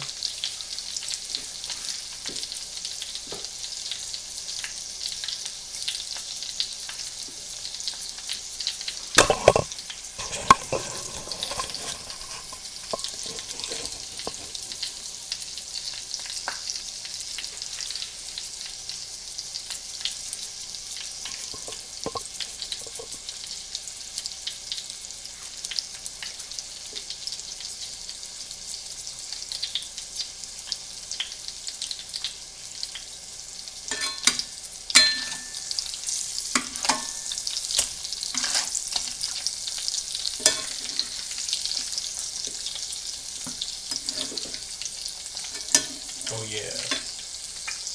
So I'm about to add the cheese in right now. See, the oven is an electric oven, so it kind of heats up really fast anyway, so. Alright, so we're going to add our cheese. I'm just letting that one side cook a little bit.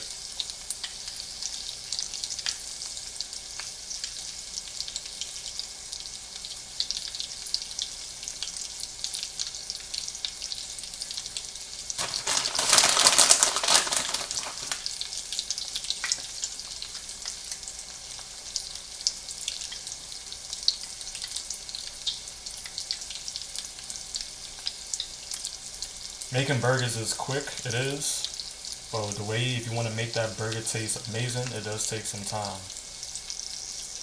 Once you like to, not make lazy burgers, just put it in and just let it heat up, flip it, and then just get it out. Nah, you gotta make sure that every component is good, it's on point, has its own technique, it has its own timing. And once you get to the very end result, you're gonna be satisfied and happy, honestly. You're never going to regret that. Alright. This is done. What I'm going to do is let the heat circulate. And and then push it to the side. Off that fire, take off that fire. Because if you actually leave it on the fire, like I said, it's going to cook the burger still more. And also, there's nothing to condense anyway. It's just more heating up process. So we're done with that. Put this to the side. Put the cheese away.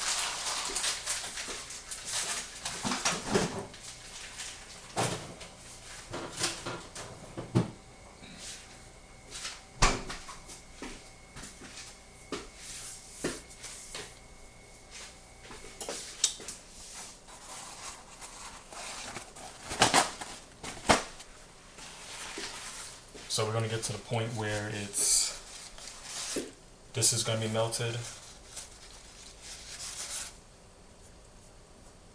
It's going to sit on a napkin, of course.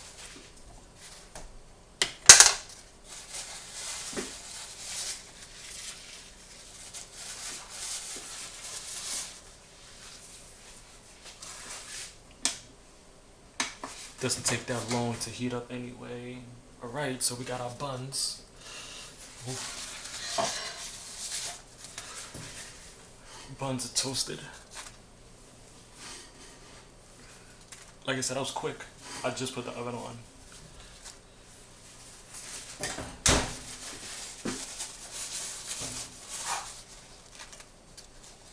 That was very quick.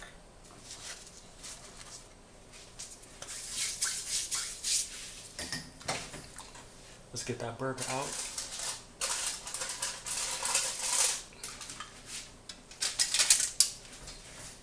Take off that oven.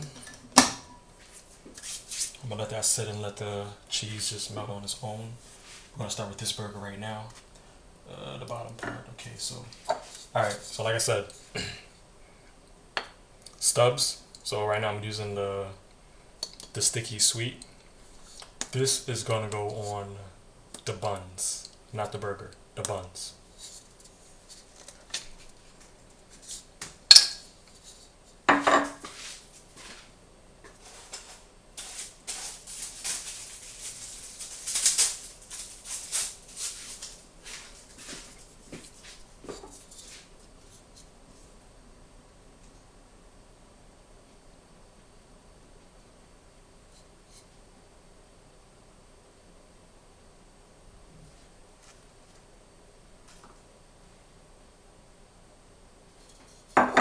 That was a lot. I think I could switch. I could share that.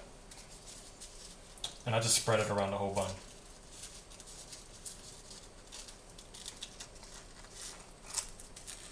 That one had a lot, so I could spread it, share it.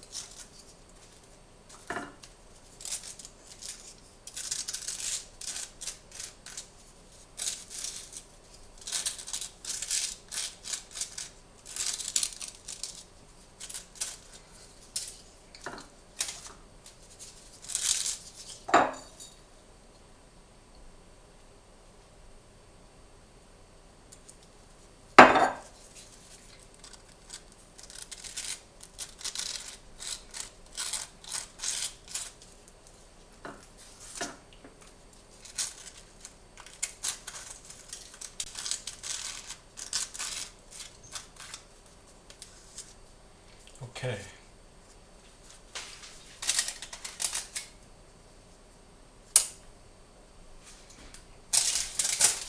So we're gonna put the bacon on the bottom parts. These two right now are the bottom parts.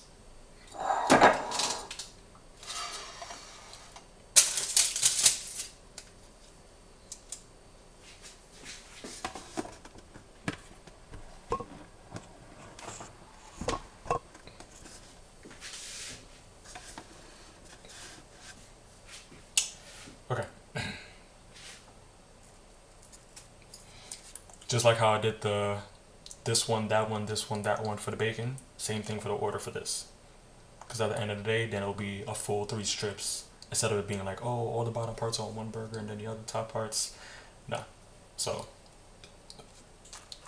big one, small one,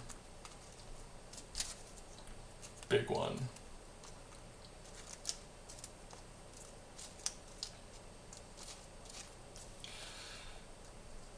Big one, small one.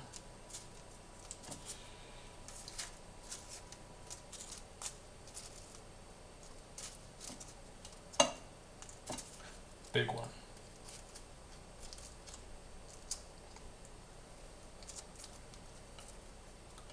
Okay, and then, yeah, there we go. Let's figure this out. That one is the big one, that's the small one. And then, yeah, here we go. Those three, then these three right here. Alright, cool. So I'll put the burger on.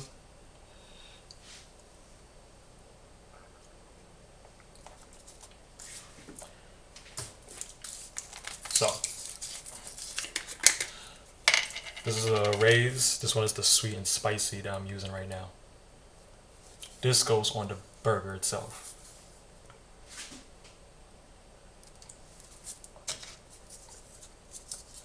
And I put it on both sides as well. So we're just gonna put it on the top right now.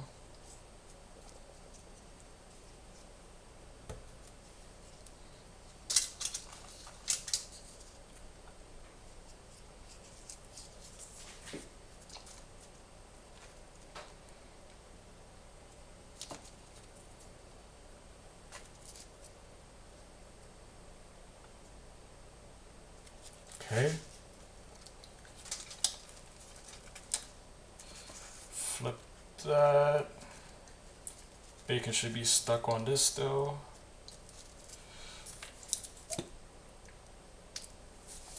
Put on the other side.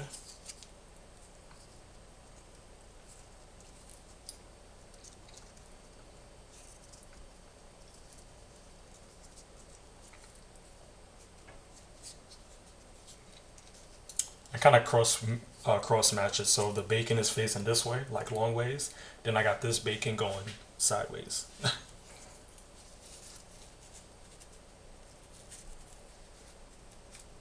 All right. Boom. That one's done. Now we have our burger right here. That's letting the meat, oh not the meat, the cheese melt.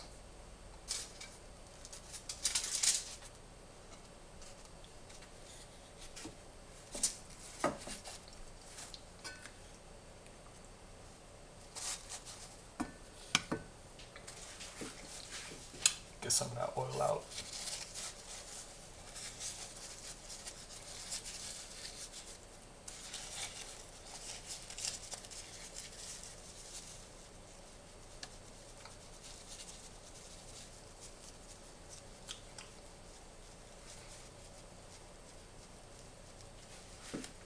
All right. While it's still in my hand, I guess I'll still just put the bacon on the burger, the barbecue sauce on. All right.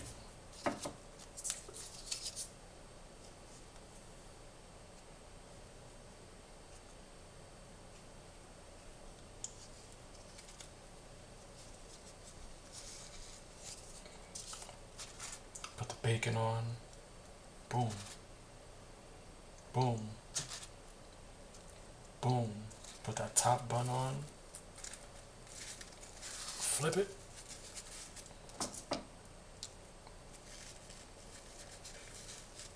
Yeah, all that oil, like I said, just let that drain out. Put some more barbecue sauce on.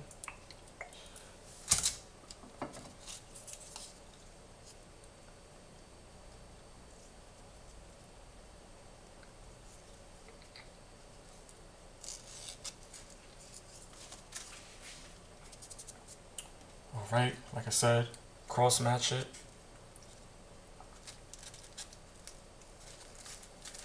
Put that bun on. Clean up your mess. Boom. Now we are literally cooking. Throw it away.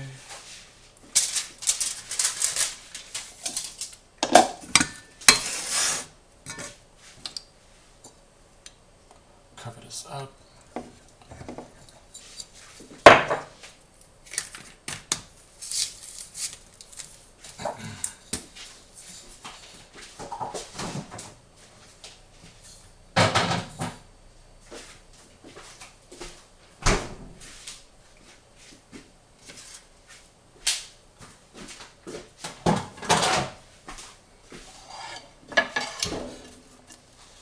And like I said, I like my halves, so I always cut my burgers in half.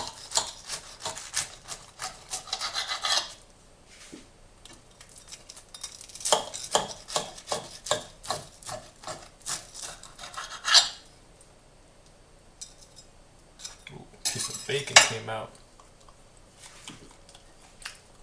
Barbecue bacon.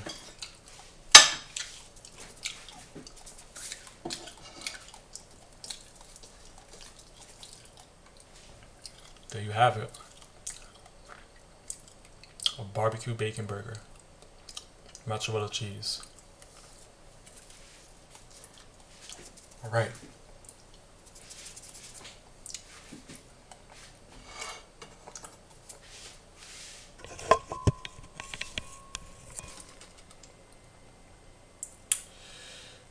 Alright guys, well, there you go, step by step. Barbecue bacon burger from scratch. Made 2 of them. Delicious, excellent. Inside is cooked, well done. Got the cheese, your sauce, your buns, the meat, seasonings. That's all you need. Now, hope you could just subscribe to my channel. You'll definitely see a lot more things that I do, whether it could be gameplay, more cooking tips, ingredients, other processes, other activities that I do, or even, adventures, whatever it could be that's in my life. But just follow along, subscribe. You'll definitely see me around a lot more often. I hope you enjoyed those burgers, and enjoy the rest of your day, alright guys? Peace.